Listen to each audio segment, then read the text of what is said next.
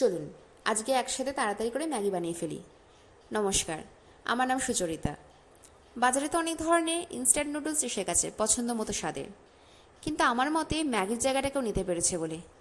ম্যাগির লেভেলটা সবসময় আলাদাই থাকবে, কারণ আমাদের সকল ভারতবাসীদের এই ম্যাগির সাথে একটা ইমোশন জড়িয়ে রয়েছে।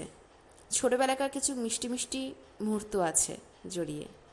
অনেক সময় আমরা মায়ের কাছে খুব বায়না করতাম এই ম্যাগি খাওয়ার জন্য, বা কখনো মায়েরাই রিওয়ার্ড হিসেবে এই ম্যাগি আমাদের খেতে দিত।